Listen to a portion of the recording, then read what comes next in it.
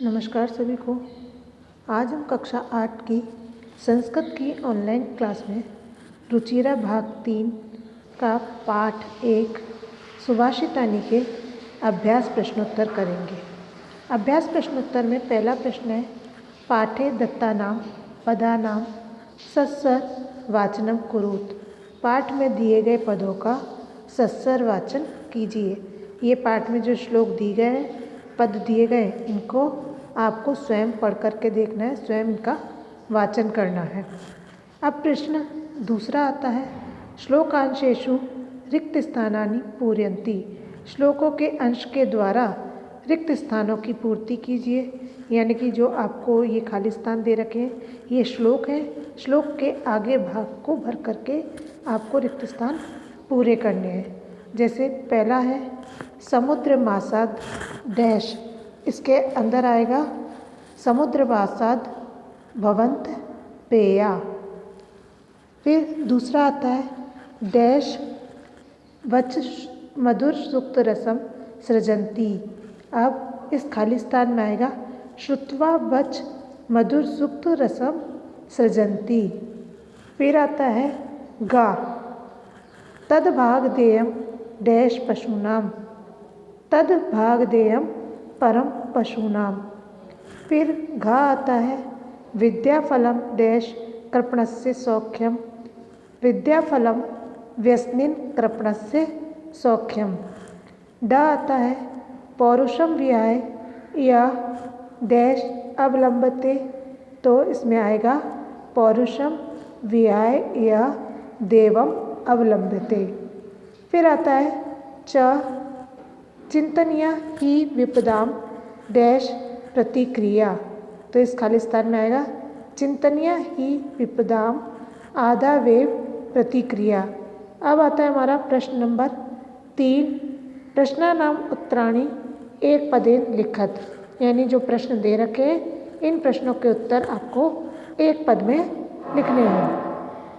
पहला है, क व्यसनिन किम नश्यति, बुरी आदतों वाले का क्या नष्ट हो जाता है, तो इसका उत्तर है व्यसनिन विद्या फलम नश्यति, बुरी आदतों वाले का विद्या का फल नष्ट हो जाता है। अब प्रश्न नंबर 2 आता है, ख कस्य यश नश्यति, किसके यश का नाश होता है, तो इसका उत्तर है लुब्धस्य यश नश्यति, लालची व्यक्ति के यश का नाश होता है। अब आता है प्रश्न नंबर ग, मधुमक्षिका किम जनयति, मधुमक्खी किसको उत्पन्न करती है, मधुमक्षिका माधुर्यम जनयति, मधुमक्खी मिठास को उत्पन्न करती है, मधुर उत्पन्न करती है। अब आता है घ, मधुर सुक्त रसम के सृजंती, मधुर सुक्तियों के रस को कौन सृजित करते हैं, तो इसका उत्तर होगा मधुर सुक्त रसम संत सृजंती, मधुर सुक्तियों के रस को सज्जन सृजित करते हैं। फिर आता है ड, अर्थिन के वे विमुखा न यान्ति, यानी कि मांगने वाले से कौन विमुख नहीं होते, इसका उत्तर है अर्थिन महीरु हे वे विमुखा न यान्ति, मांगने वाले से वृक्ष आदि विमुख नहीं होते हैं। अब आता है प्रश्न नंबर 4, अधोलिखित तद्भव शब्दानाम कृते पाठात् चित्वा संस्कृत पदानि लिखत। नीचे लिखे हुए तद्भव शब्दों के लिए पाठ में से छांट करके आपको संस्कृत पद लिखने हैं। जैसा उदाहरण में दे रखा है, कंजूस, कंजूस का संस्कृत शब्द है कृपणम। उसी प्रकार से यहाँ पर अब हम और सारे लिखेंगे।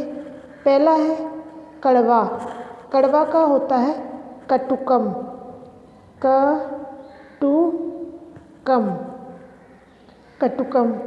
फिर दूसरा है पूँछ, पूँछ का हो जाएगा पुच्छम, पुच्छम। फिर आता है तीसरा लोभी, लोभी का होता है लुब्ध, लुब्ध।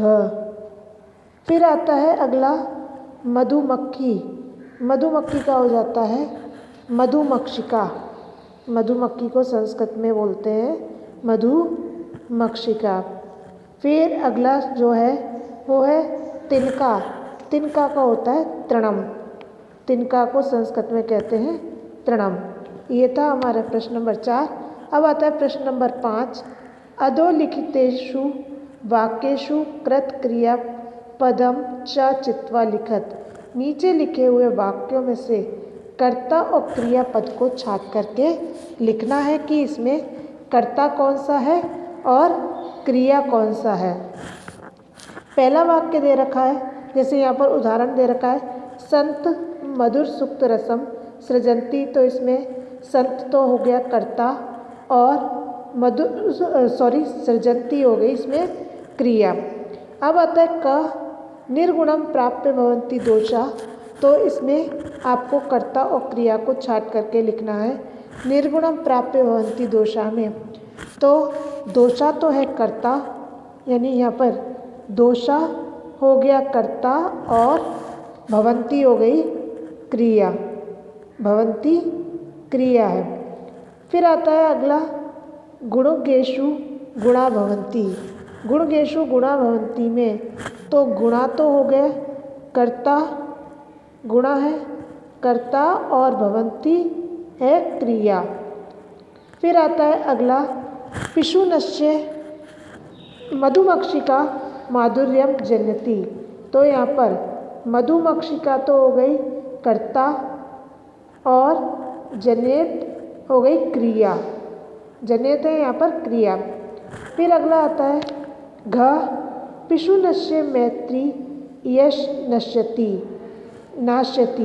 तो यहाँ पर कर्ता तो हो गया मैत्री और क्रिया हो गई यहाँ पर नाश्यति। फिर है अगला ड नद समुद्र मासाद अपेय भवन्ति। तो यहाँ पर नद तो है कर्ता और भवन्ति हो गई यहाँ पर क्रिया। अब आता है हमारा अगला प्रश्न, प्रश्न नंबर 6।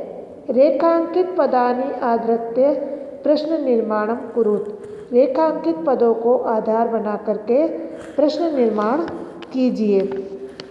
पहला है गुणा गुणगेषु गुणा भवन्ति। आपको मैंने पहले भी बताया कि जिन शब्दों के नीचे अंडरलाइन है या गहरे काले छपे हुए उन शब्दों को आधार बना करके वहाँ पर आपको प्रश्नवाचक शब्द यानी किम शब्द की उसी विभक्ति का वही रूप लिखना है जिस शब्द के नीचे अंडरलाइन है, वो जिस विभक्ति लिंग और वचन का शब्द है। जैसे यहाँ गुणा गुणगेषु गुणा भवन्ति है, तो वैसे ही यहाँ पर गुणा के स्थान पर आ जाएगा के।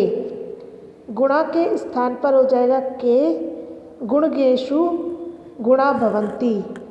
के गुणगेषु गुणा भवन्ति और पीछे प्रश्नवाचक चिन्ह लग जाएगा। उसी तरह अगला आता है हमारा ख नद सुस्वादु तोया भवन्ति।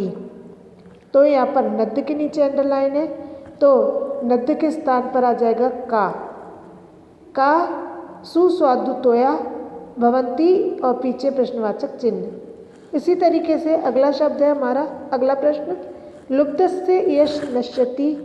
तो यहाँ लुब्धस्य के नीचे अंडरलाइन है, तो यहाँ पर आ जाएगा कस्य।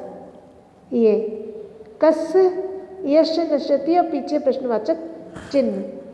फिर आता है अगला मधुमक्षिका माधुर्यमेव जनयति।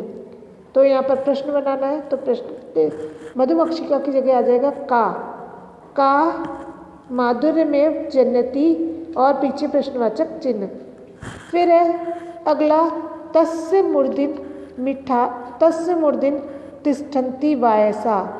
यहाँ पर तस्य मूर्धनि तिष्ठन्ति वायसा, मूर्धनि के नीचे अंडरलाइन है, तो यहाँ पर हो जाएगा तस्य कस्मिन या फिर कुत्र, दोनों हो सकता है इसमें दोनों आ सकते हैं, कस्मिन या फिर कुत्र, क्योंकि यहाँ पर प्रश्न पूछा गया है तस्य कस्मिन तस्य मूर्धन्ति तिष्ठन्ति वायसा कि तस्य कस्मिन तिष्ठन्ति वायसा, कि वह कौवा कहाँ पर बैठता है या वह किस में बैठता है। ठीक है, यहाँ पर पीछे प्रश्नवाचक चिन्ह आ जाएगा। अब आता है हमारा अगला प्रश्न, प्रश्न नंबर 7। उदाहरणम अनुसारम पदानि पृथक कुरुत। उदाहरण के अनुसार पदों को अलग करना है। जैसे यहाँ पर उदाहरण में दे रखा है समुद्र मासाद्य। अब यहाँ पर अलग कर किया है हमने, तो समुद्रम प्लस आसाद्य। अब आता है अगला आता है हमारा माधुर्यमेव। अब माधुर्यमेव को जब हम अलग करेंगे तो हो जाएगा माधुर्यम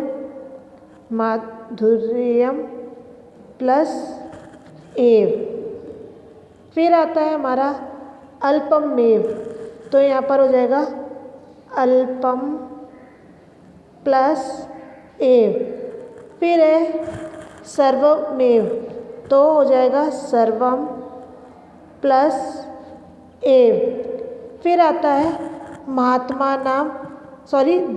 देवमेव, तो यहाँ हो जाएगा देवम प्लस एव।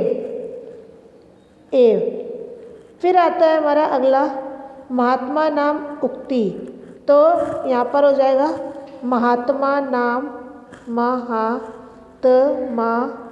नाम प्लस उक्ति, हो जाएगा उक्ति। फिर आता है अगला विपदाम वेव, तो यहाँ पर हो जाएगा विपदाम प्लस आदो प्लस एव। विपदाम प्लस आदो और प्लस एव। ये थे हमारे अभ्यास के प्रश्नोत्तर। धन्यवाद।